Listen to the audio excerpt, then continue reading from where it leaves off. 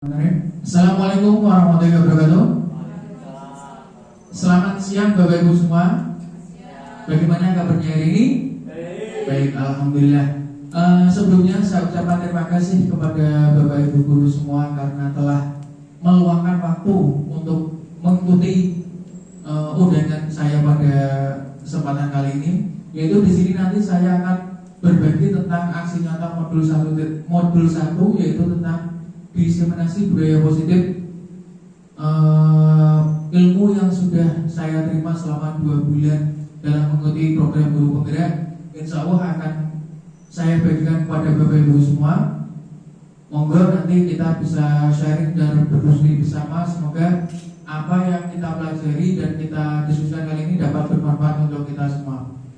Sebelumnya kita agar semangat terlebih dahulu. Semangat lagi. Baik, luar biasa, sehat, bahagia, aman, sukses semuanya. Oke. Untuk tujuan kegiatan pada siang hari ini yaitu CGP dapat menyampaikan pembelajaran dari penerapan konsep inti dari modul budaya positif serta pemahaman mereka mengenai konsep inti dalam modul budaya positif.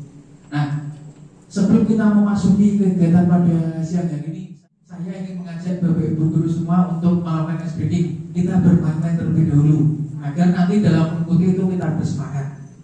Untuk linknya sudah diklik ya? Oke, maka akan saya mulai 1, 2, 3 dengan mengucap Bismillahirrahmanirrahim. Kita mengerjakan permainan ini.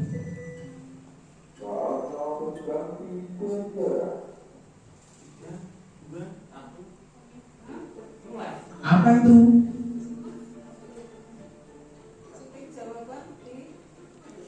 Ayo.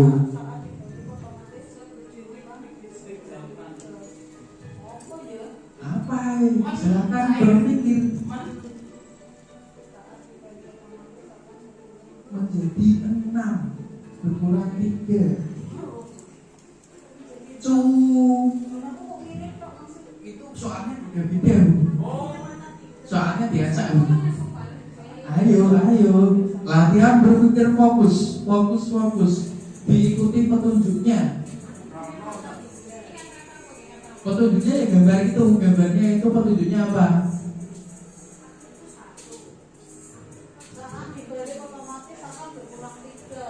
Angka berapa? 6. Kalau dibeli berkurang 3.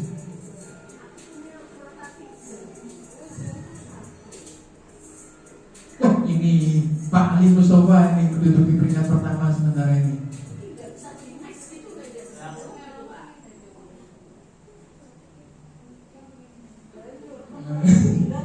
Ya enggak toh. Kalau berbalik kurang 3. Ayo. Terus cumnya dicoret ganti mi. Aku punya mata 3, tapi itu 1. Aku suka berdiri di pinggir jalan yang warnanya merah, hijau, kuning. Lanjut. Apa Bu?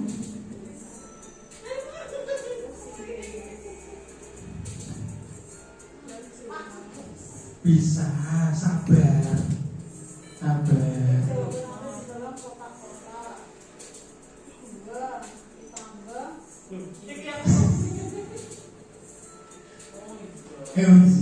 Baru sadar kalau salah ternyata. Itu apa benar? S.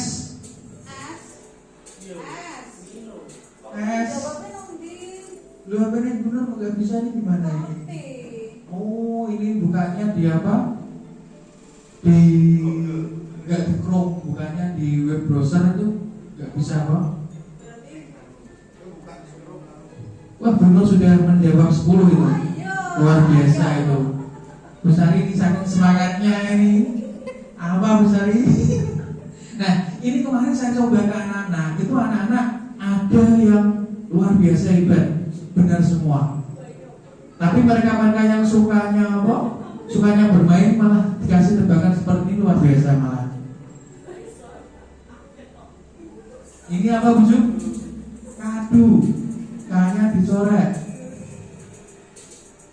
Broker.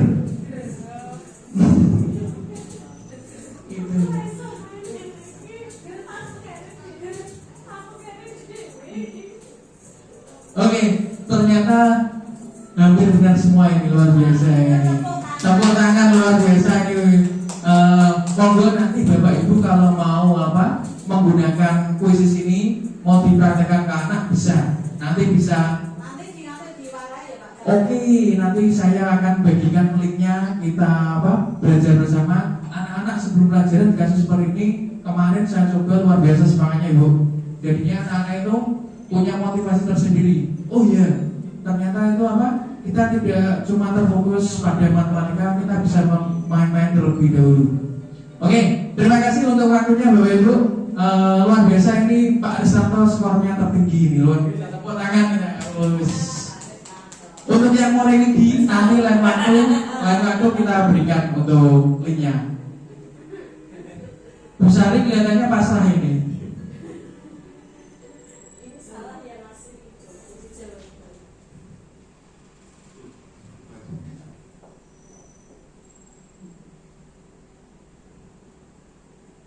Nah, tujuan kegiatannya tadi yaitu CGP dapat menyampaikan pembelajaran dari penerapan konsep ini dari modul budaya positif serta pemahaman mereka mengenai konsep-konsep ini dalam budaya positif.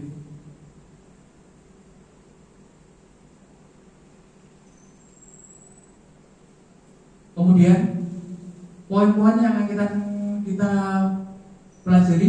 Nah, ini sebelumnya saya tanyakan dulu kepada Bapak Ibu semua. Pertanyaan pemantik yang harus kita jawab terlebih dahulu. Yang pertama, setuju atau tidak setuju? Monggo nanti bisa dijawab, atau kalau tidak setuju berikan alasan, kalau setuju juga monggo bisa berikan alasan. Hukuman dapat mendisiplinkan anak. Setuju apa tidak setuju? Hukuman dapat mendisiplinkan anak.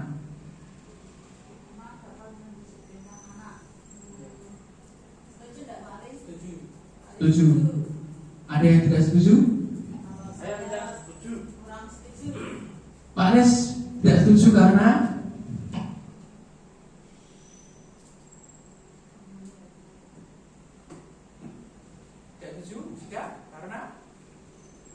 saya tidak setuju kalau hukuman itu dapat mendisiplinkan anak, karena hukuman sendiri kadang tidak ada kaitannya dengan apa yang sudah dilakukan atau kesalahan yang dilakukan anak. Benar sekali. Oke, luar biasa. Terima kasih untuk pendapatnya Mbak Res. Bahwa hukuman itu dapat mendisiplinkan anak itu, setuju apa tidak setuju? Suara terbanyak tadi. Benar, tadi setuju? Saya Tidak setuju. Ya.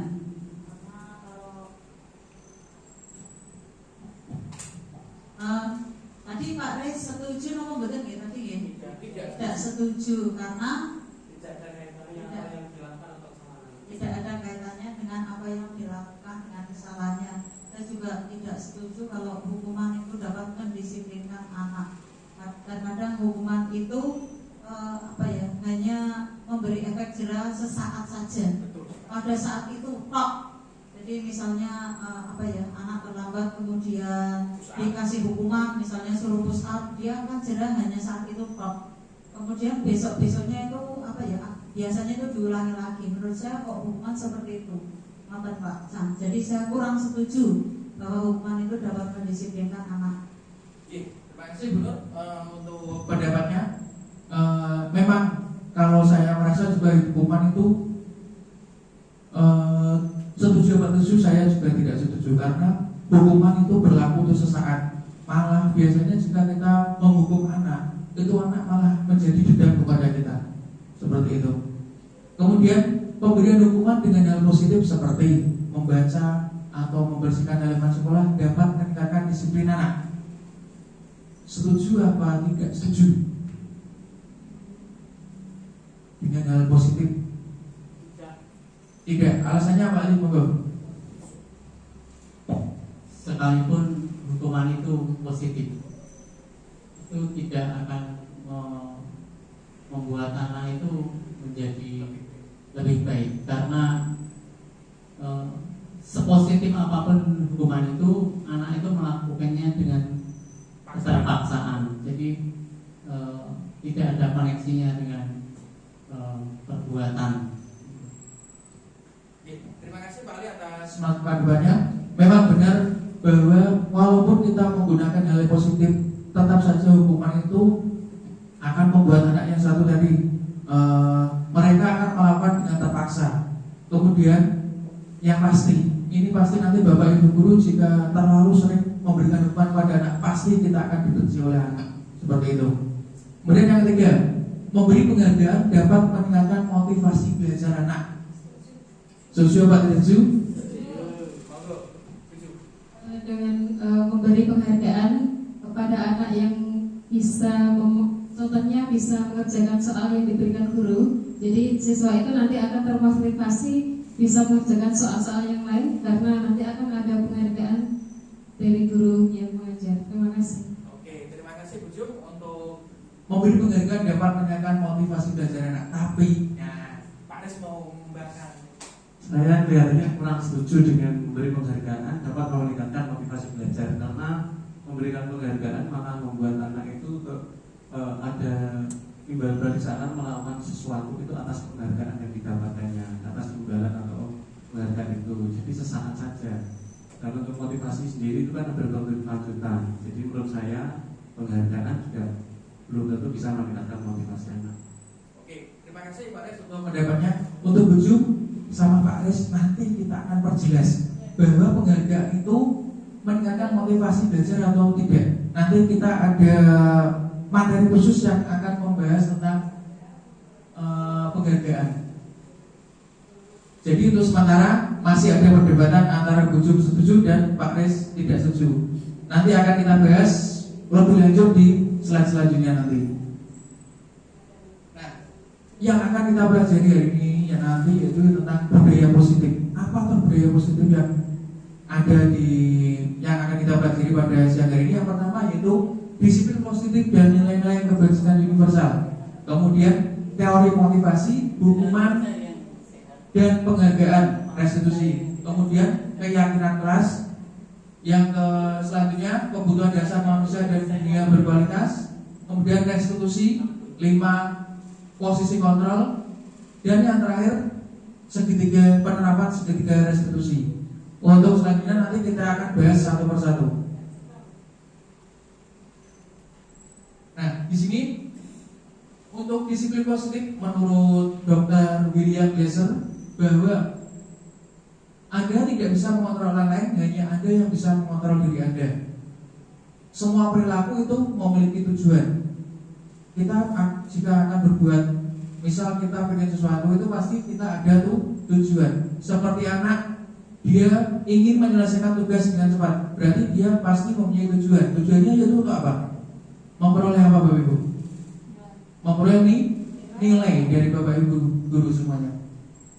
Kemudian di sini kita akan menjelaskan tentang makna disiplin, belajar kontrol diri dengan menggali potensi kita agar tercapai tujuan mulia.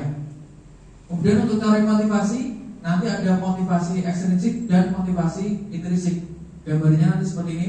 Kemudian untuk posisi kontrol yang akan kita pelajari yaitu ada 5 posisi kontrol seorang guru, yaitu 1 ada sebagai penghukum, kemudian membuat rasa bersalah, kemudian sebagai teman, sebagai pemantau, dan sebagai manajer. Nah, untuk selanjutnya kita manusia itu sekarang ada 5 kebutuhan dasar manusia yang akan kita pelajari di sini, yaitu bertahan hidup, penguasaan, kasih sayang dan rasa diterima, kesenangan dan kebebasan. Nah, coba Bapak Ibu, saya tadi tidak bawa kertas, Bu Jum ada kertas? Coba ini disobek jadi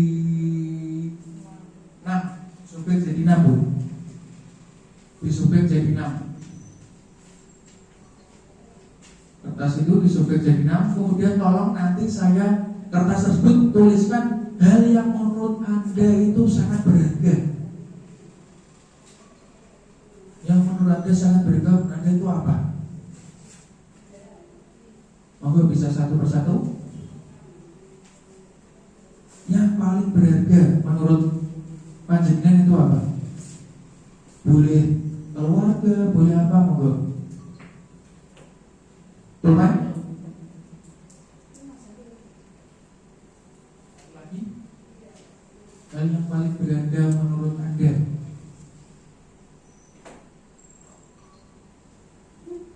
Silakan ditulis.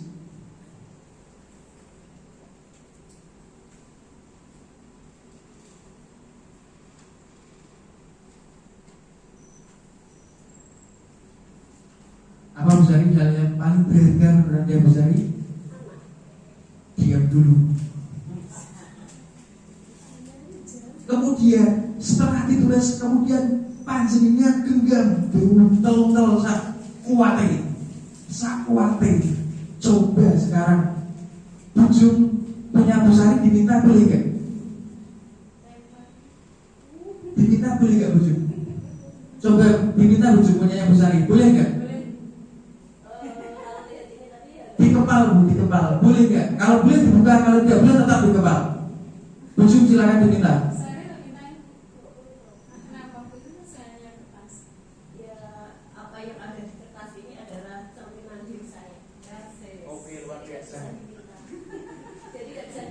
Apa tadi yang ditulis di kertas?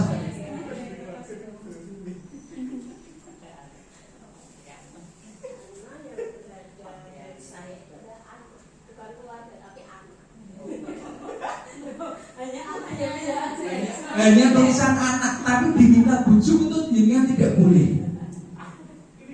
Pak Anis, coba. Pak Ali, coba Pak Anis tadi yang digemparkan diminta boleh apa enggak?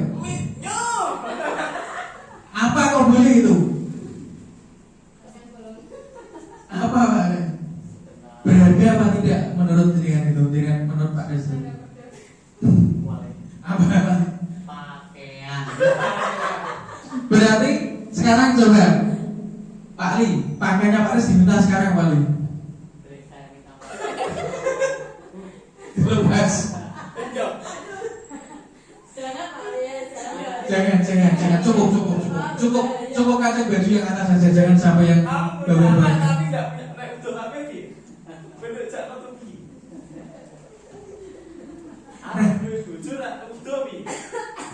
Nah, apa yang terjadi Bapak Ibu? Yang terjadi adalah bervariasi Bapak Ibu, antara yang bersedia membuka dan yang tetap bertahan menutup kepalan tangannya. Kita sendiri yang memegang kontrol. Yang memegang kontrol itu kita sendiri atas kepala tangan kita.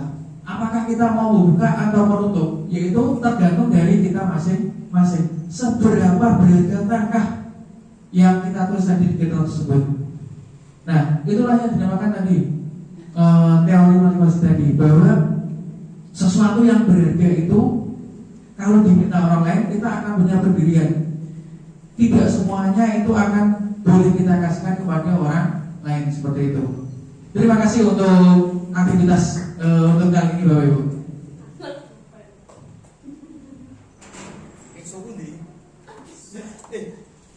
Kemudian perubahan paradigma menurut teori kontrol Dr. William Glasser itu bahwa ilusi buri mengontrol mulut itu ilusi. Ilusi bahwa kritik dan membuat orang merasa bersalah dapat menguatkan karakter. Benar apa salahnya?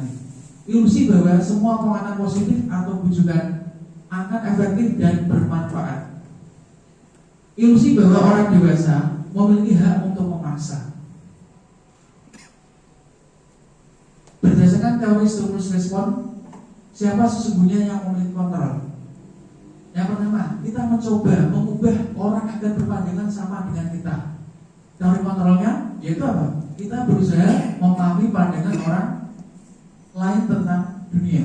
Kemudian orang lain bisa mengontrol saya, tapi realitanya hanya Anda yang bisa mengontrol diri Anda. Tidak semua orang lain itu bisa mengontrol kita. Seperti itu. Nah, selanjutnya apa makna disiplin? Yang pertama, disiplin berasal dari bahasa Latin, artinya belajar. Namun dalam budaya kita di Indonesia ini makna kata disiplin telah berubah menjadi sesuatu yang dilakukan seseorang pada orang lain untuk mendapatkan kepatuhan. Di pikiran kita, nah, disiplin itu berarti artinya patuh, seperti itu. Kejenuhan umum adalah menghubungkan kata disiplin dengan ketidaknyamanan, bukan dengan apa yang kita hargai atau pencapaian suatu tujuan mulia. Biasanya kalau kita tidak disiplin berarti hubungannya itu ketidaknyamanan. Kalau kita tidak datang terlambat, itu kan ketidaknyamanannya apa? Kita akan mendapat hukuman, kita akan mendapat konsekuensi seperti itu. Ya disiplin nyaman juga ada, tapi itu malah juga gimana ya? Orang disiplin nyaman, saya kadang seperti itu. Ada, iya. Itu ya balik nanggone diri sendiri, kembali ke diri sendiri. Kalau diri sendirinya menyadari aku kira disiplin, berarti aku yang butuh mencoba untuk memperbaiki seperti itu. Itu namanya disiplin. Kalau tidak disiplin, tidak punya pikiran seperti itu. Kembali ke diri sendiri itu. Kembali ke diri sendiri, bahwa sadar diri, sadar hati, sadar posisi seperti itu. Nah, nilai kebajikan adalah sifat-sifat positif manusia yang merupakan tujuan mulia yang ingin dicapai setiap individu. Nilai-nilai tersebut bersifat universal dan lintas bahasa, suku bangsa, agama, dan latar belakang. Nah, nilai-nilai kebajikan yang ingin kita capai oleh setiap anak di Indonesia yaitu aslinya kita kenal sebagai apa? Profil pelajar Pancasila. Yang pertama apa, Badan? Beriman, Bertakwa kepada Tuhan Yang Maha Esa. Yang kedua, Badan? Mandiri, Yang ketiga? berkenal kritis, Yang keempat? berkebinekaan global, Yang kelima? bergotong royong, Dan yang terakhir? kreatif. Nah, nilai kebajikan yang ingin kita capai itu. nilai kebajikan yang ingin kita capai yaitu profil pelajar Pancasila ini tadi. Teori motivasi perilaku manusia, ada motivasi eksternal dan motivasi internal. Motivasi eksternal yaitu untuk menghindari ketidaknyamanan atau hukuman apa yang akan terjadi apabila saya tidak melakukannya. Ini biasanya kalau anak-anak, jika anak tidak mengerjakan tugas, pasti mereka akan menghindari ketidaknyamanan dan hukuman. Kemudian untuk mendapatkan imbalan dari orang lain, nah tadi Buju mendapatkan imbalan dari orang lain atau mendapatkan penghargaan, ini masuk dalam apa? Motivasi eksternal. Kemudian motivasi internalnya apa? Untuk menghargai diri sendiri. Nah ini loh yang susah kita wujudkan ini, yaitu motivasi internal untuk menghargai diri sendiri. Biasanya kita melakukan sesuatu itu pasti ini menghindari ketidaknyamanan atau hukuman. Kemudian untuk mendapatkan apa? Imbalan seperti itu. Nah ini ujung akan kita bahas tentang dihukum oleh penghargaan. Bahwa penghargaan itu berlaku sama dengan hukuman. Dalam arti meminta atau membujuk seseorang untuk melakukan sesuatu untuk memenuhi suatu tujuan tertentu. Yang pertama pengaruh jangka pendek dan jangka panjang. Kemudian penghargaan itu menghukum. Penghargaan itu mengurangi ketepatan. Penghargaan itu tidak efektif. Penghargaan merusak hubungan. Penghargaan menurunkan kualitas. Penghargaan mematikan kreativitas. Dan terakhir penghargaan mengurangi motivasi intrinsik. Kita akan bahas satu persatu di sini. Yang pertama, dihukum oleh penghargaan. Yang pertama itu pengaruh jangka pendek dan jangka pendek. Penghargaan itu efektif jika kita menginginkan seseorang melakukan sesuatu yang kita inginkan dalam jangka waktu pendek. Kemudian jika kita menggunakan penghargaan lagi dan lagi, maka orang tersebut akan bergantung pada penghargaan. Dia akan melakukan sesuatu itu tergantung nak ono sing kei dia, nak ono sing ini, kowe gelem ora tak kei. Nak gelem berarti kalian pasti mereka akan bersemangat untuk melakukan suatu tindakan tersebut. Jika Jika kita mendapatkan penghargaan untuk melakukan sesuatu yang baik, maka selain kita senantiasa berharap mendapatkan penghargaan tersebut, kita pun tidak menjadi tindakan baik yang kita lakukan. Seperti itu. Kemudian hukum penghargaan yang kedua, penghargaan itu menghukum ternyata. Maksudnya apa? Penghargaan hukum yaitu mereka yang tidak mendapatkan penghargaan, misalnya dalam sistem ranking Bapak Ibu. Mereka yang mendapatkan ranking kedua akan merasa paling dihukum. Contoh, dalam pengambilan rapor, kita mengumumkan kepada wali murid atau kepada anak, selamat kepada saudara Ali Mustafa karena mendapat ranking 1. Tapi setelah dicek nilai raportnya, Ali Mustafa dengan Jumianti itu selisih nilai rata-ratanya cuma 2. Bayangkan perasaannya yang dapat ranking 2 itu seperti apa? Sakitnya sakitnya itu di sini. Seperti itu. Penghargaan itu ternyata dapat menghukum bagi mereka yang tidak bisa bersaing seperti itu. Penghargaan mengurangi ketepatan. Yang ketiga, ini dalam sebuah percobaan itu ada anak laki-laki berusia 9 tahun diminta untuk melihat gambar-gambar wajah yang ditampilkan di layar, dan mereka harus memberitahu jika wajah-wajah tersebut sama atau berbeda. Gambar-gambar tersebut hampir sama. Beberapa dari mereka diberi penghargaan. Contohnya seperti ini.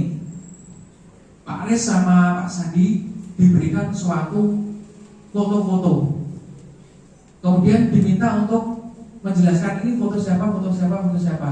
Tapi Pak Sandi diberikan, Pak Sandi pakai duit 10.000, mau milih sing iyo. Seperti itu kira-kira Pak Sandi akan melakukan apa tidak? Karena ada apanya? Ada imbalannya 10.000 tadi. Ternyata penghargaan itu mengurangi ketepatan karena adanya 10.000-nya tadi, seperti itu. Pinjam dulu 100 sekarang. Kemudian penghargaan tidak efektif. Suatu penghargaan adalah suatu benda atau peristiwa yang diinginkan, yang dibuat dengan persyaratan.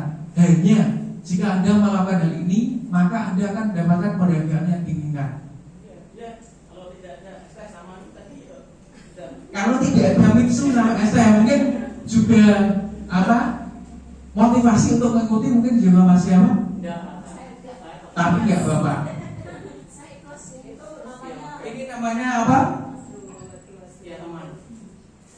Nah, tujuan di sini yaitu kita mau berbagi, bukan karena ada STM dan ada mixu. Karena apa? Kita di sini untuk apa? Berbagi tentang ilmu, seperti itu.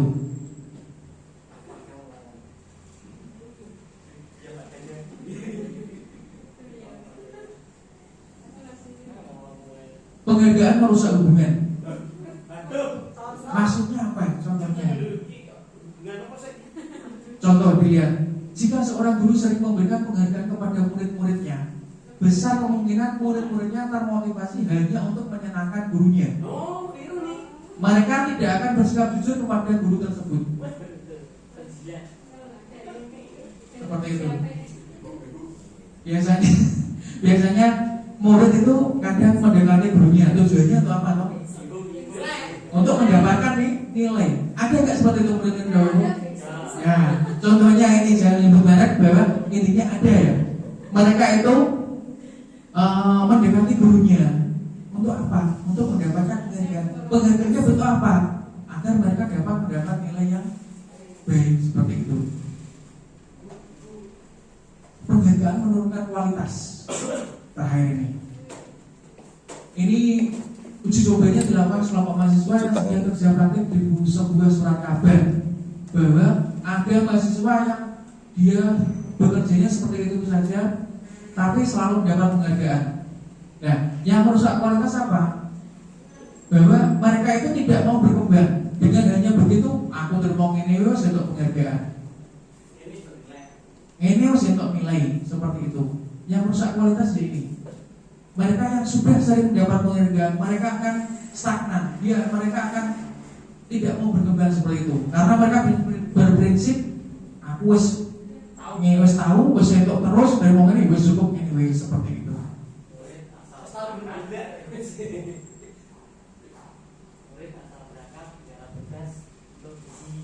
sebagai Enggak itu ya Mas Pak. Saya wis tahu lho, Pak. saya wis tahu Pak. Tafsir.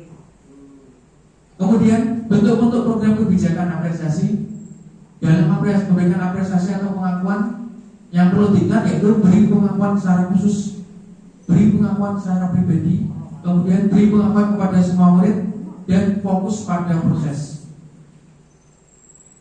Nah, sekarang pengertian hukuman, konsekuensi dan restitusi.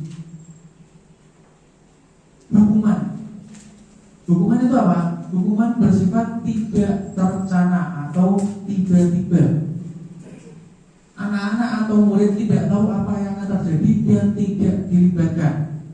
Biasanya ini otodidak guru. Jika ada anak terlambat, langsung kamu silakan pusat 20 kali tanpa terencana, maka ini disebut sebagai hukuman. Kemudian konsekuensi. Kalau konsekuensi itu sudah terencana atau sudah disepakati, sudah dibahas dan sudah disetujui oleh guru dan murid. Kemudian restitusi. Proses menciptakan kondisi bagi murid untuk memperbaiki kesalahan mereka. Nah, restitusi di sini yaitu memberikan solusi dari permasalahan yang mereka alami agar meningkatkan karakter yang lebih kuat.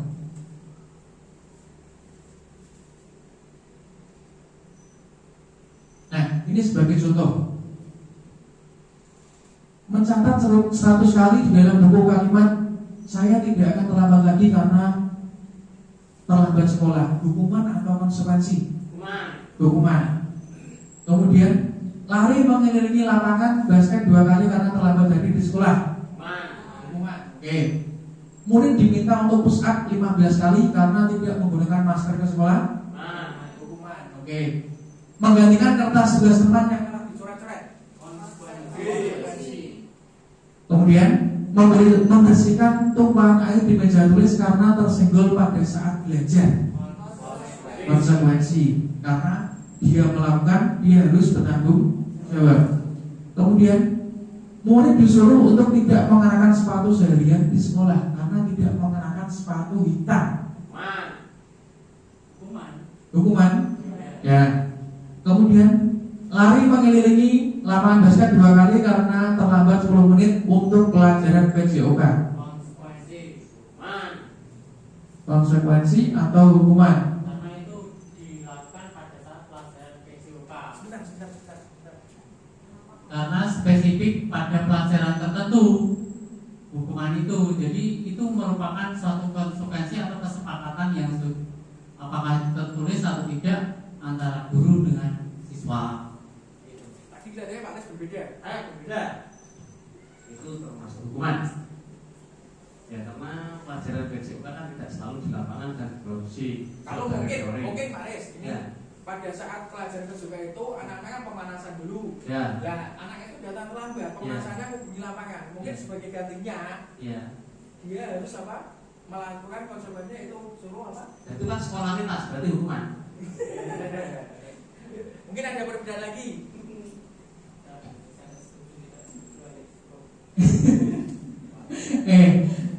Nah, ini hubungannya itu kalau apa?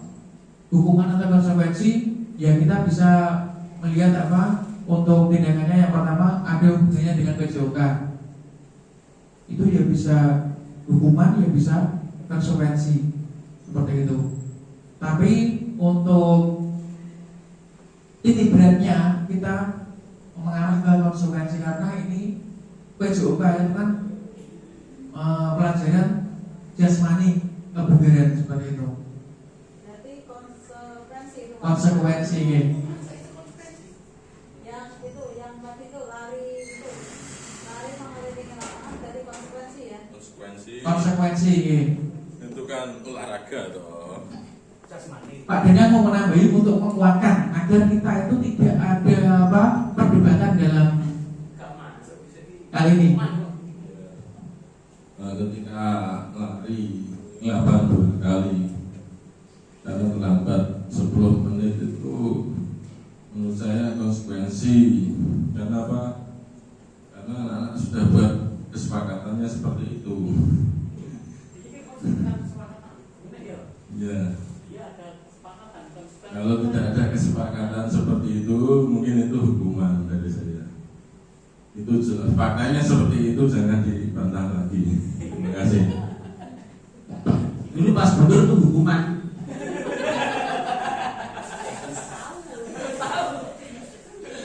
Ya, terima kasih. Kita simpulkan bahwa tadi yaitu konsekuensi. Kemudian yang selanjutnya restitusi. Restitusi adalah proses menciptakan kondisi bagi murid untuk memperbaiki kesalahan mereka. Jadi kalau tadi hukuman konsekuensi itu cuma hubungannya, kalau hukuman tentang fisik, tentang apa, diperintahkan untuk apa seperti itu. Nah di sini kita akan memberikan solusi yaitu menggunakan apa, restitusi untuk memperbaiki kesalahan mereka sehingga mereka bisa kembali pada kelompok mereka dengan karakter yang lebih kuat. Restitusi juga merupakan proses kolaboratif yang mengajarkan murid untuk mencari solusi untuk masalah mereka. Nah, di sini identitas gagal dan sukses dari hukuman, konsekuensi, dan restitusi. Perbedaannya bisa kita lihat. Hukuman sesuatu yang menyakitkan harus terjadi. Kalau konsekuensi sesuatu harus terjadi. Bedanya restitusi. Restitusi merupakan pilihan. Contoh, disuruh push up 10 kali. Konsekuensinya, kalau konsekuensi itu kan adanya kesepakatan antara guru dan murid. Jika datang lambat maka kalian akan apa? Ada kesepakatan. Kalau restitusi, dia nanti akan memberikan suatu pilihan.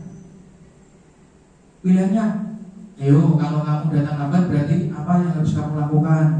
Nanti mereka akan memberikan pilihan untuk apa yang akan mereka jalankan seperti itu. Tidak nyaman untuk murid, jangka waktu panjang. Kalau konsekuensi, jangka waktu pendek. Kemudian restitusi menguatkan untuk murid anak dalam waktu panjang. Kemudian murid atau anak akan tersakiti. Nah ini yang sering. Korbannya. Korban mendapatkan keadilan. Kalau konsekuensi, korban bisa diabaikan. Kemudian kalau restitusi, korban mendapat ganti. Untuk lebih detailnya nanti kita akan pelajari di penerapan segitiga restitusi. Kemudian murid akan tersakiti. Ya benar ini. Kalau hukuman itu pasti kita menuju untuk menyakiti murid. Biasanya datang terlambat, silakan bisa diminta untuk push up 20 kali. Ini pasti akan menyakiti murid. Konsekuensi, murid dibuat tidak nyaman. Kalau restitusi, murid mendapatkan penguatan. Kemudian perilaku pasif agresif meningkat, penguatan hanya bertahan dalam jangka waktu pendek. Kemudian kalau restitusi, masalah akan terpecahkan. Nah, di sini ada 9 ciri-ciri restitusi. Yang pertama, bukan untuk menebus kesalahan, namun untuk belajar dari kesalahan. Kemudian memperbaiki hubungan, tawaran bukan paksaan. Bedanya di sini. Kalau hukuman tadi bentuknya paksaan, kalau restitusi itu berbentuk tawaran. Kemudian restitusi menuntut untuk melihat ke dalam diri. Restitusi mencari kebutuhan dasar yang mendasari tindakan. Restitusi fokus pada karakter bukan tindakan. Restitusi fokus pada solusi. Yang terakhir, restitusi menggabungkan murid yang berbuat salah pada kelompoknya. Nah, di sini ada pertanyaan. Mengapa tidak peraturan saja? Mengapa harus keyakinan kelas? Moga yang mau menjawab, Busari. Mengapa tidak peraturan saja? Mengapa harus keyakinan kelas? Ayo kita fokuskan antara peraturan dengan keyakinan. Kalau peraturan itu yang buat siapa? Bisa sekolah. Kalau misalkan sekolah itu yang membuat peraturan itu biasanya peraturan yang benar-benar mengikat siswa. Ya, tapi kalau untuk keyakinan itu biasanya memang kesepakatan kelas, jadi fleksibel. Bisa jadi keyakinan itu mungkin tidak terdapat pada peraturan yang ditulis di sekolah. Contohnya di kelas tidak boleh jajan, itu kan di peraturan sekolah kan tidak tertulis seperti itu. Yang ada kan hanya menjaga ketertiban seperti itu, Pak. Terima kasih untuk pendapatnya Bu Sari bahwa mengapa tidak peraturan saja, mengapa harus keyakinan. Nah di sini kalau peraturan itu biasanya dibuat oleh pihak sekolah atau pihak guru. Kemudian kalau keyakinan itu kita adanya kesepakatan antara guru maupun murid kalau di kelas. Nah ini mengapa kita memiliki peraturan harus menggunakan helm bila menghindari kendaraan roda 2? Untuk apa? Untuk keselamatan, benar sekali. Mengapa kita memiliki peraturan 3M? Menggunakan masker, mencuci tangan, dan menjaga jarak 1,5 meter. Untuk apa? Untuk kebersihan, kesehatan. Kemudian, mengapa kita memiliki peraturan harus datang tepat waktu pada saat mengikuti pelatihan? Untuk apa? Untuk kedisiplinan seperti itu. Nah, lingkupnya peraturan kelas, kemudian keyakinan kelas, lingkungan positif, dan yang terbesar yaitu di budaya positif. Ini contoh peraturannya, selalu kembalikan buku ke tempatnya. Keyakinan kelasnya berarti apa? Selalu mengembalikan buku ke tempatnya. Kerapian, kemudian dilarang mengganggu orang lain. Kalau bahasa keyakinan kelas berarti saling menghormati. Kemudian hadir di sekolah 15 menit sebelum pelajaran dimulai. Kedisiplinan, benar sekali. Dilarang melakukan kekerasan. Keamanan, saling menghargai, bisa. Dilarang menggunakan narkoba. Dukung atau kesehatan juga bisa, karena kalau kita menggunakan narkoba itu pasti kesehatan kita juga akan terganggu. Bergantian atau menunggu giliran. Menghormati orang lain bisa, tertib bisa. Kemudian gunakan masker, kesehatan. Jangan berlari di kelas atau koridor. Kedisiplinan seperti itu. Ini contoh bedanya antara peraturan dan keyakinan kelas. Kalau peraturan bentuknya memaksa seperti ini, tapi kalau keyakinan kelas tadi lebih lembut seperti itu. Nah ini tadi keselamatan, keamanan. Kemudian kebutuhan dasar manusia. Yang pertama kebutuhan dasarnya itu bertahan hidup, kemudian kasih sayang dan rasa diterima, kemudian penguasaan, kebebasan, dan kesenangan. Ada 5 kebutuhan dasar manusia.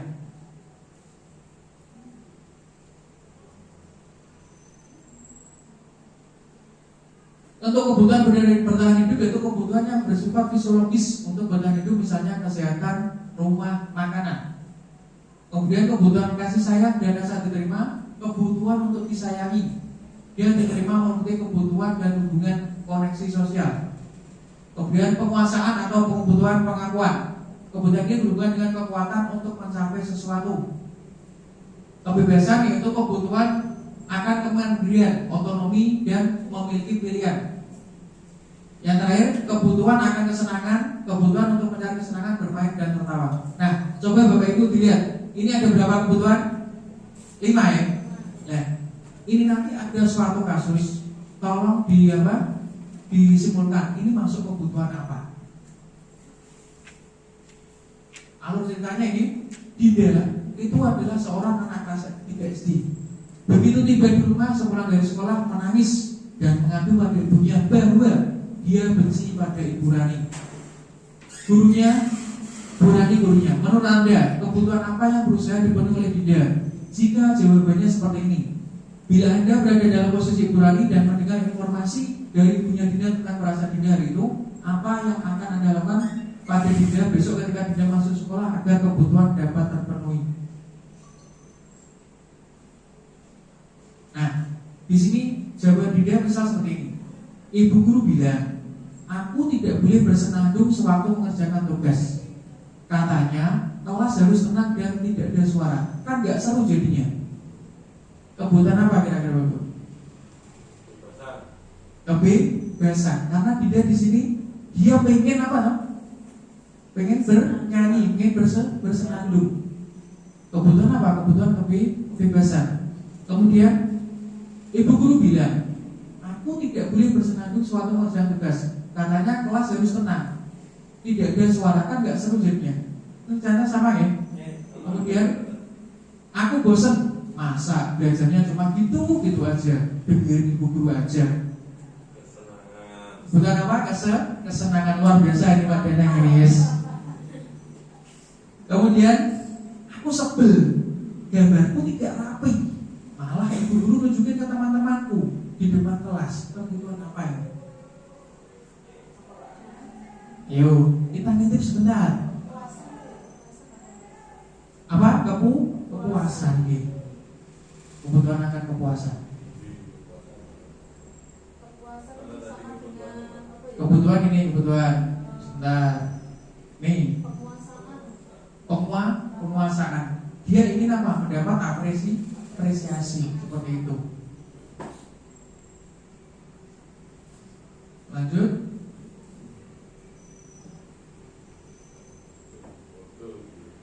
Lima posisi kontrol guru. Nah, di sini nanti kita akan belajar Bapak Ibu guru itu posisinya di mana. Yang pertama sebagai penghukum. Biasanya kalau penghukum itu menghadik, menunjuk-nunjuk, menyakiti dan menyindir. Kemudian membuat orang merasa bersalah, berceramah dan mengatakan seharusnya kamu itu harus begini, seperti itu. Kemudian kalau sebagai teman, membuatkan alasan-alasan untuk muridnya. Sebagai pemantau, menghitung dan mengukur. Kalau sebagai manajer, mengajukan pertanyaan-pertanyaan. Nah, di sini akan saya jelaskan di slide ini aja. Untuk penghukum itu biasanya nada suaranya tinggi, bahasa tubuh, mata melotot, kemudian jari-jari menunjuk.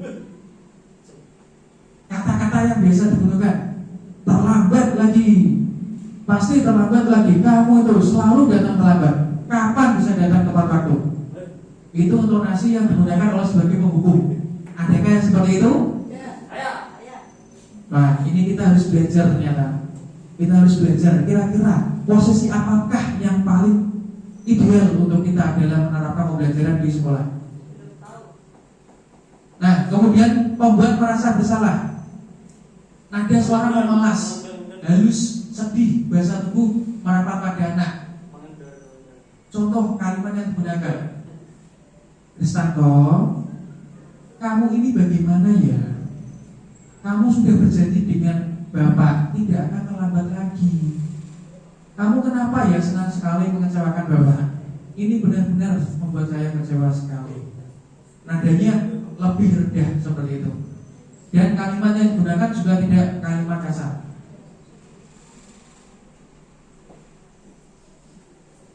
Untuk membuat merasa bersalah, sudah. Kemudian sebagai teman ramah, akrab, dan bercanda. Bahasa tubuh merapat pada murid, mata dan senyum menjinakkan.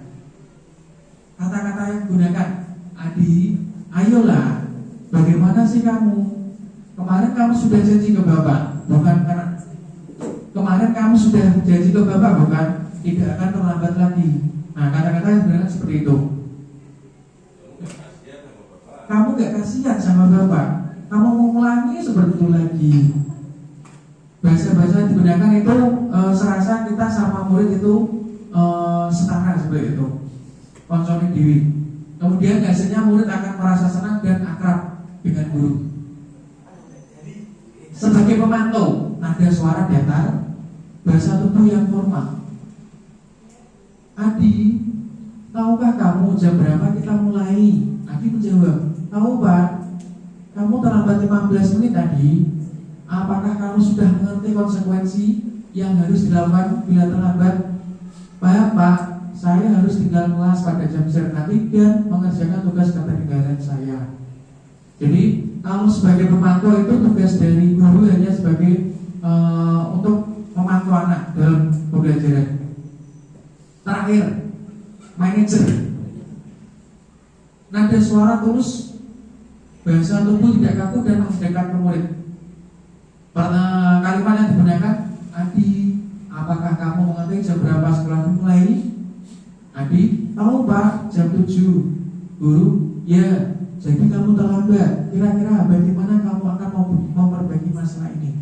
Kata-kata yang diberikan seperti itu. Jadi kira-kira Bapak itu sudah menjalankan sebagai apa ya? Ada sebagai apa? Penghukum. Benar? Saya Jangan munafik. kalau berdasarkan itu, kalau berdasarkan apa yang sudah disampaikan oleh Pak Chan, menurut Pak Chan itu yang paling apa ya? Paling ideal bagi seorang guru itu sebagai apa Pak Chan?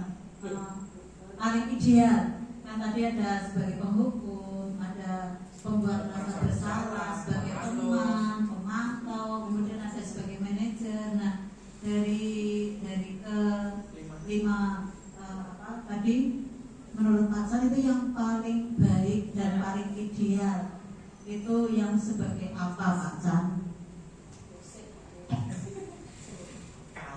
Kalau menurut yang kita pelajari ini paling ideal itu memang manajer. Tapi jujur saya juga belum bisa untuk melakukan sebagai manajer tersebut karena kita juga masih belajar. Kita baru tahu oh ternyata posisi kontrol itu ada 5 seperti itu. Nah maka dari itu kita mencoba untuk berbagi kepada teman-teman bahwa ada 5 posisi yang bisa kita yang kita lakukan untuk mengajar di dalam kelas. Pak Les mungkin ada tambahan tadi? Menurut saya itu fleksibel, kita bisa jadi manajer, teman, bisa menghukum, kan tergantung kasusnya anak atau anak yang dihadapi, karena anak itu berbeda-beda. Katanya dulu anak Brahmini, dia itu memang datang ke kampusnya itu sekali 2 kali, berarti bisa menggunakan posisi manajer. Tapi kalau setiap hari enggak, terus jadi manajer kita tidak bisa. Kita jadi penghukum juga. Ya saya kadang ya berkepribadian ganda saya. Kadang jadi ini, jadi itu, gitu. Karena tergantung kebutuhan anak yang sedang dihadapi. Menurut saya seperti itu. Tapi tidak semata-mata jadi manajer ya. Tidak selalu harus jadi manajer ya, karena kita ini manusia bukan dewa.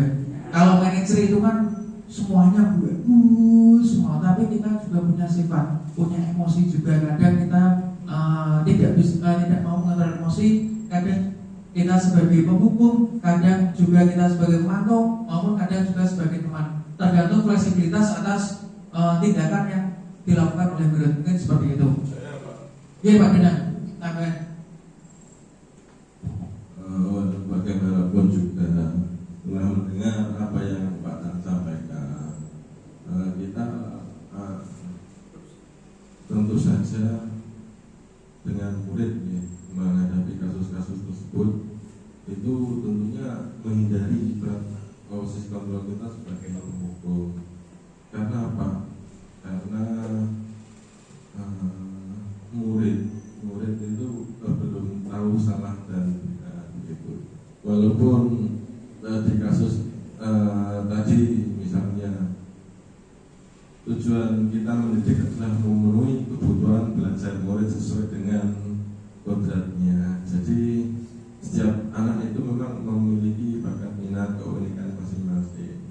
Misal kasus terlambat itu kita jangan langsung terus hukum. Misal terus menerus ya kita jangan pantang menyerah begitu.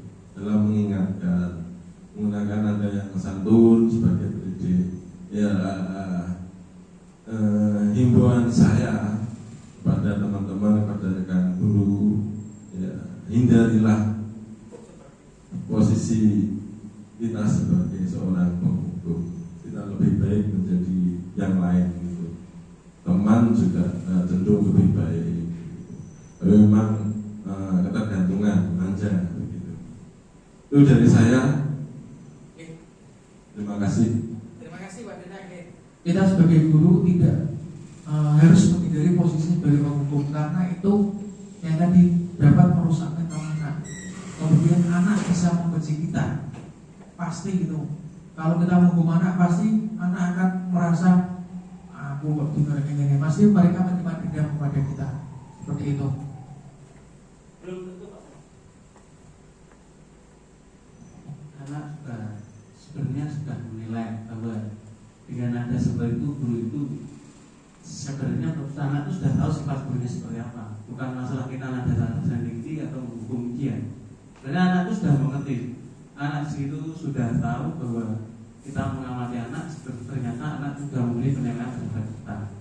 Jadi anak-anak untuk sekelas SMA mungkin perasaan dan analisanya sudah berbeda naik. Jadi kita walaupun kita menghukum dan belum tentu dia akan membenci. Karena itu saya alami sendiri. Jadi anak tahu bahwa oh iya ya, saya salah kok. Lantas saya pikirkan sebelum seperti itu. Tapi kadang anak juga ya kan, ada anak-anak yang dipegang sendiri-sendiri, ada yang pelanggannya itu terus. Ya tetap kita fleksibel saja. Jadi bisa jadi manajer, teman dan sebagainya. Tapi intinya sebenarnya kita menghindari sebagai penghukum, seperti Pak. Kalau yang lain kita lebih baik menjadi fasilitator yang selain penghukum seperti itu. Karena untuk penghukum itu sangat luar biasa tadi, dampaknya itu luar biasa. Kemudian yang terakhir yaitu kita ketiga restitusi. Nah, di sini dalam melaksanakan ketiga restitusi ada 3 tahap yang dilakukan, yaitu menstabilkan identitas, kemudian validasi tindakan yang salah, kemudian menanyakan keyakinan. Untuk menstabilkan identitas, pengertiannya yaitu untuk membuat anak yang merasa gagal karena berbuat salah menjadi positif dengan dirinya. Kata-kata yang bisa digunakan, berbuat salah itu hal yang manusiawi. Tidak ada manusia yang sempurna di dunia ini. Bapak Ibu juga pernah membuat salah. Kemudian kita pasti bisa menyelesaikan permasalahan ini. Kemudian Bapak Ibu tidak tertarik untuk mencari tahu siapa yang benar maupun siapa yang salah. Tapi di sini Bapak akan mencoba untuk menyelesaikan masalah apa yang telah kamu lakukan tadi. Kalau kamu menyalahkan dirimu sendiri terus-menerus, apa kamu bersikap baik pada dirimu? Nah, itu suatu kosakata yang bisa digunakan untuk menstabilkan identitas. Kemudian validasi kebutuhan atau validasi tindakan, membantu murid mengenali kebutuhan dasar yang ingin dipenuhinya ketika melakukan kesalahan. Guru berkata, kamu bisa saja melakukan hal yang lebih buruk, tapi kamu untungnya tidak melakukan itu. Kamu pasti punya alasan mengapa melakukannya. Apa yang penting bagi kamu? Kemudian kamu boleh tetap berusaha menjaga sikap itu, tapi tambahkan sikap lain yang baru. Untuk kata yang bisa digunakan oleh guru. Kemudian yang ketiga, menanyakan keyakinan. Di sini anak melihat kesalahannya dihubungkan dengan norma sosial dan nilai-nilai yang mendasari manusia berinteraksi dengan orang lain. Guru berkata, apa nilai yang kita percaya di kelas atau sekolah kita, atau apa keyakinan kelas yang ada di sekolah kita yang telah kamu langgar pada kesempatan kali ini. Kemudian kamu ingin jadi anak seperti apa? Apa yang kamu rasakan ketika kamu melakukan itu? Kamu menjadi orang yang seperti apa? Seperti itu.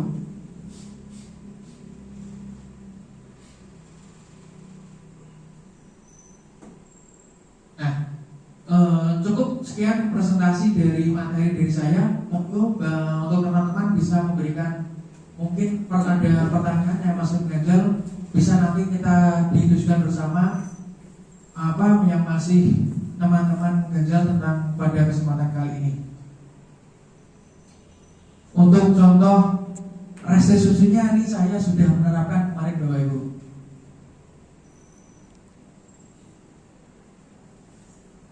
Contoh restitusi yang sudah saya laksanakan,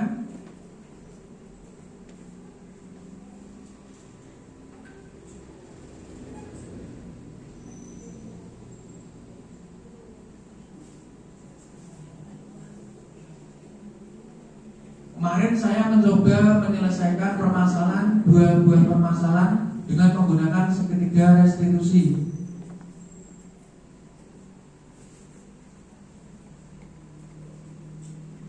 Mohon maaf, ini bukan artis beneran, ini masih mencoba untuk menerapkan. Jadi mohon maaf.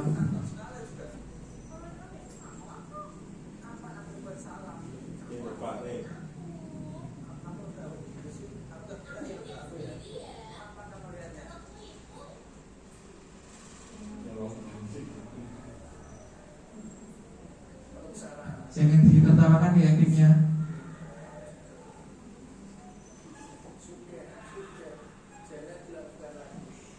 Ini kalian di ruang guru, tolong dijaga sikapnya. Bisa? Bisa. Arci Esa, apakah kalian tahu kenapa saya panggil ke sini? Tahu Pak, pasti gara-gara bersenang ya Pak.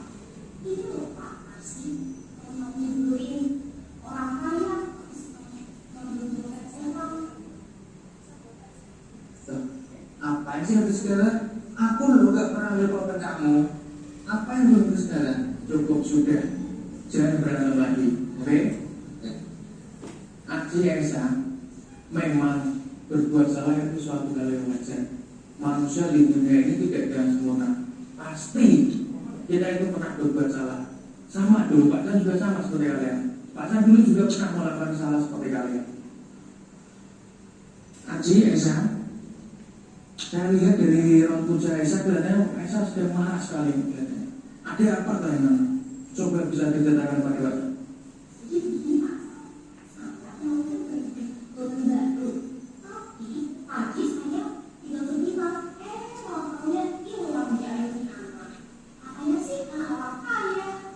Apa benar sih kamu mengambil pulpen Esa? Tidak Pak, saya itu ya menemukan pulpen itu di meja dari pemiliknya. Ya udah saya ambil, kan saya nggak tahu itu punya siapa Pak.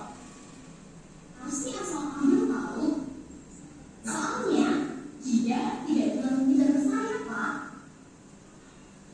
Esa, kamu marah seperti itu memang pasti ada alasannya karena kamu ingin mempertanyakan apa yang kamu miliki yaitu pulpen. Tapi untuk aksi mungkin bisa nanti bilang ke Esa dulu atau pinjam dulu. Sekarang saya tanyakan kepada kalian, kira-kira apa keyakinan kelas yang sudah akan langgar dari permasalahan kalian ini? Saya mohon maaf Pak, karena sudah melanggar keyakinan kelas kami, yaitu mengambil barang tanpa seizin yang punya Pak.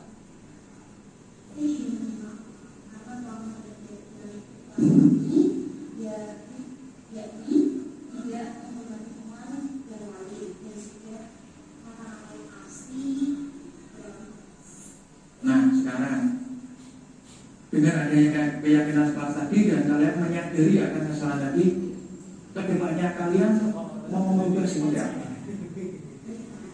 Saya akan mengontrol emosi saya Pak. Tidak menyakiti perasaan orang lain dan perkataan-perkataan kasar, dan saya akan mencoba lebih sabar bagi dalam Besok waktu saya tak ada pulpen banyak Pak. Dan jika saya lupa, saya tak pinjam.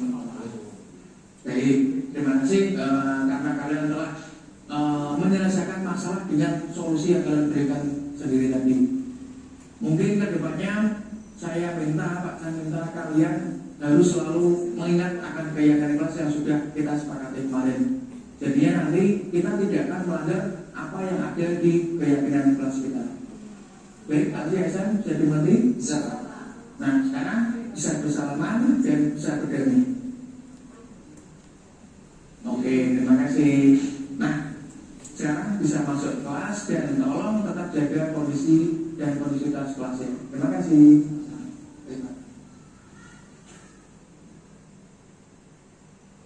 Assalamualaikum warahmatullahi wabarakatuh.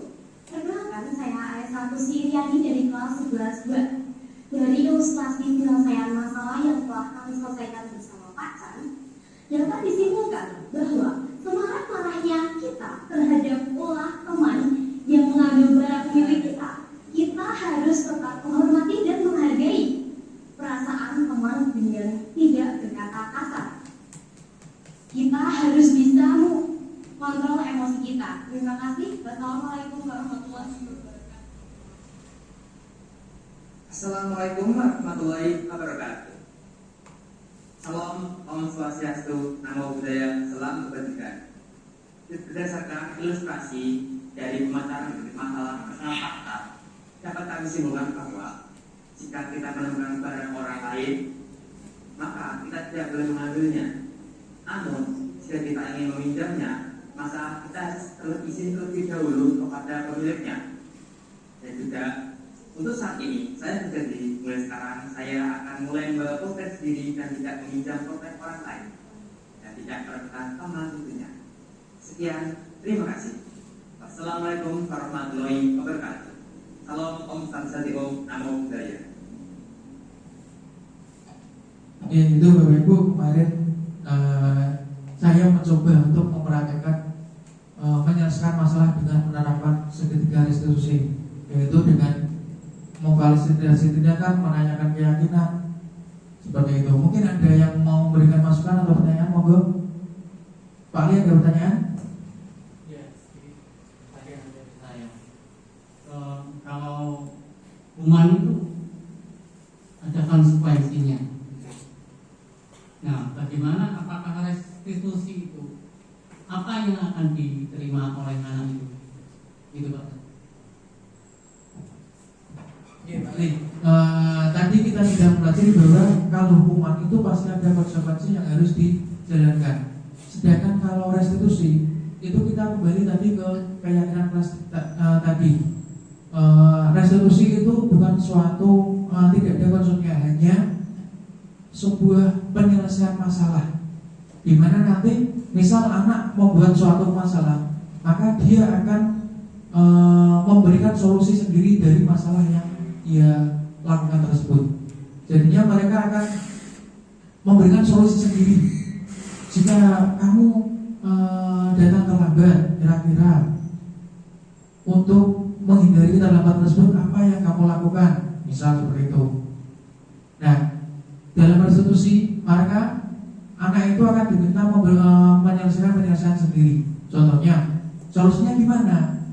Ya mungkin saya akan tidur lebih awal Pak, saya tidak akan tidur lebih malam, jadi nanti saya bisa bangun pagi dan tidak terlambat lagi. Jadinya seperti itu Pak. Ada suatu solusi dari permasalahan yang mereka alami seperti itu. Mungkin ada lagi monggo. Benar ada? Untuk keyakinan kelas itu kemarin saya sudah mencoba mempraktekkan di kelas 12 itu kemarin. Saya mencoba pada awal semester kemarin itu saya membuat suatu keyakinan kelas kepada anak. Untuk buktinya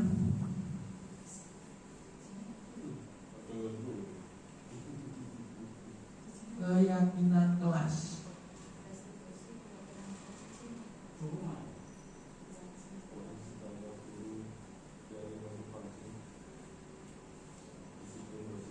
yang terakhir kemarin saya juga anak kelas 12.8 dan 12.7 itu curhat yang laki-laki, Pak, yang cewek kok nggak pernah sholat zuhur ya Pak.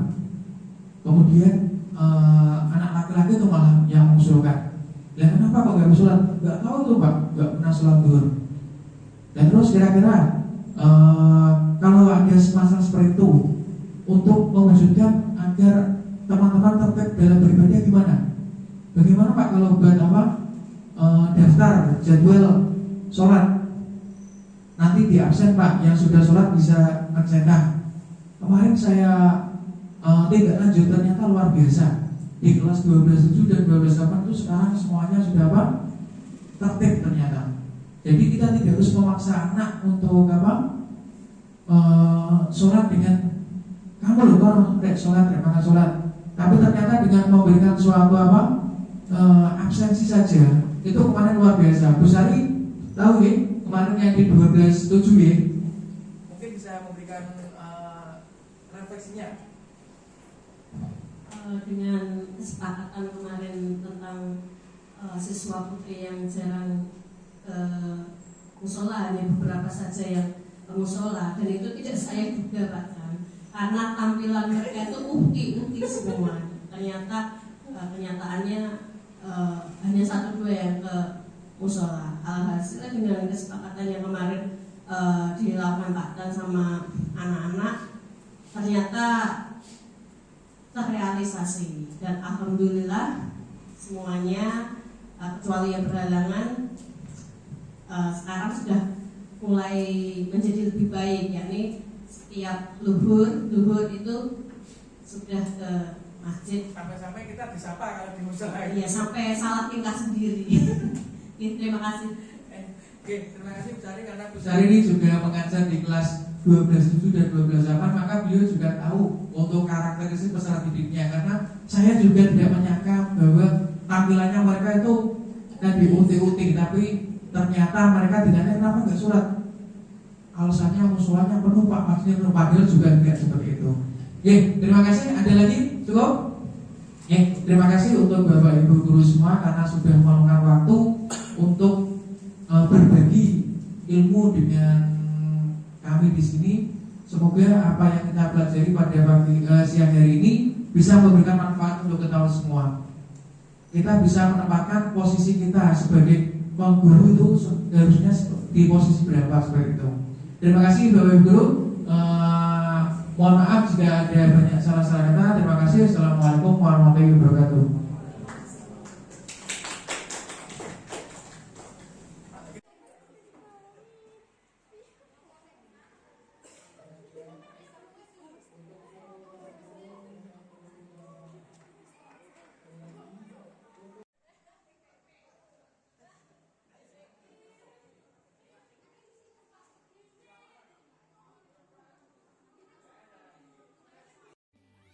Berlari untuk mengejar mimpi-mimpi yang selama ini aku bayangkan. Kan ku kompakan sayap ini, terbang menembus dunia yang akan mengiringiku mengejar.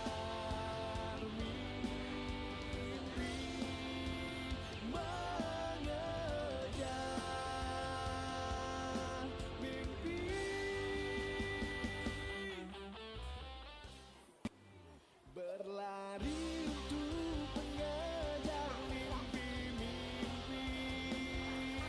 yang selama ini aku bayangkan. Kan ku kompakan sayap ini, terbang menembus dunia yang akan. Perkenalkan, nama saya Gita Mulia Putri dari kelas 1.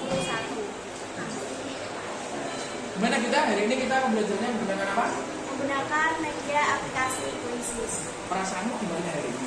Menyenangkan, mudah, dan bersemangat untuk mengikuti pelajaran matematika. Oke, dari soal tadi ada berapa soal tadi? Ada 20 soal. Kamu benar berapa? Benar 12. 12. Biasanya kalau Pak Tan cuma ngasih tugas di buku, kamu benar berapa? Benar 2. Benar 2. Ternyata dengan adanya kuis ini kamu menjadi lebih apa? Lebih senang. Senang. Lebih tertarik ya?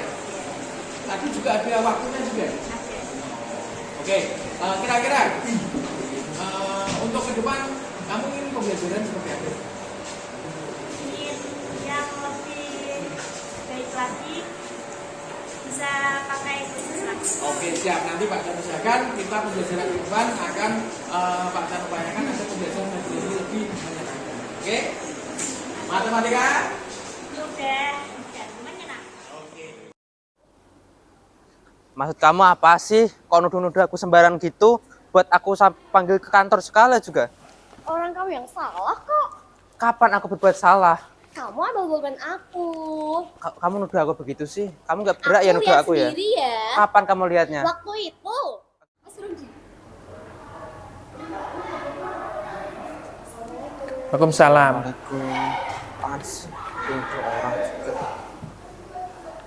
Sudah. Jangan dilanjutkan lagi. Ini kalian di ruang guru. Tolong dijaga sikapnya. Bisa? Bisa, Pak. Archie, Esa, apakah kalian tahu kenapa saya panggil ke sini? Tahu Pak, pasti gara-gara berantem dan beradu mulut sama Arsi ya Pak.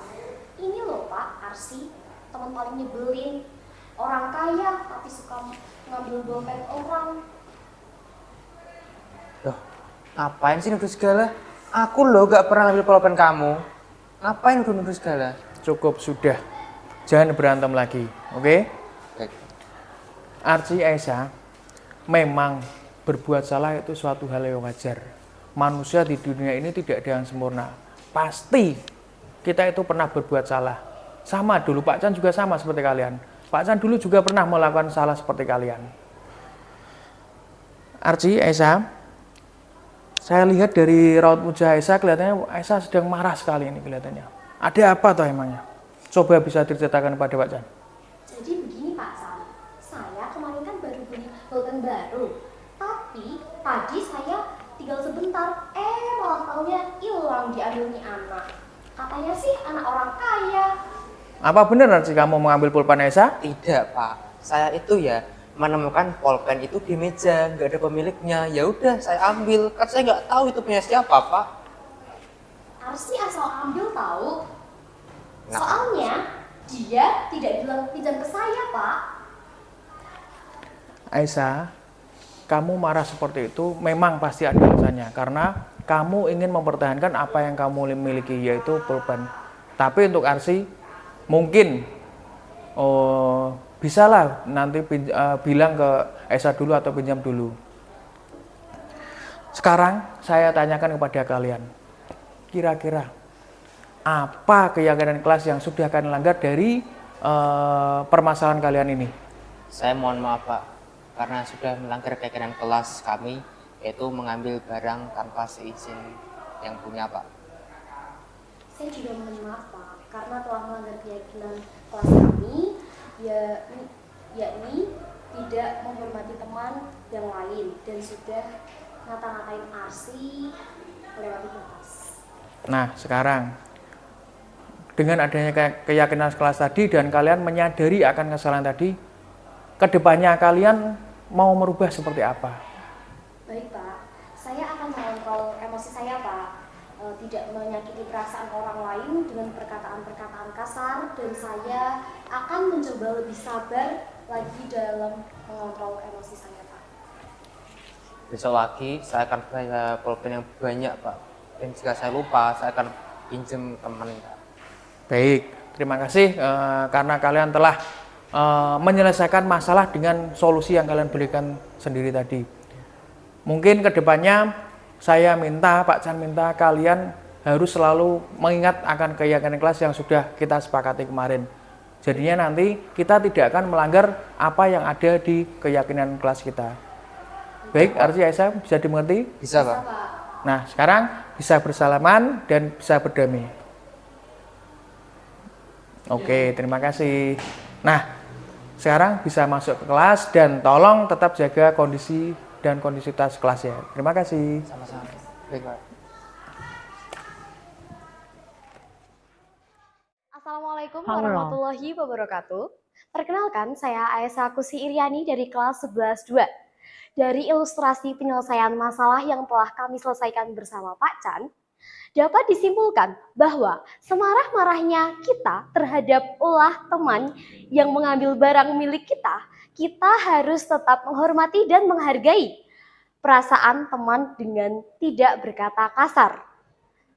Kita harus bisa mengontrol emosi kita. Terima kasih. Wassalamualaikum warahmatullahi wabarakatuh.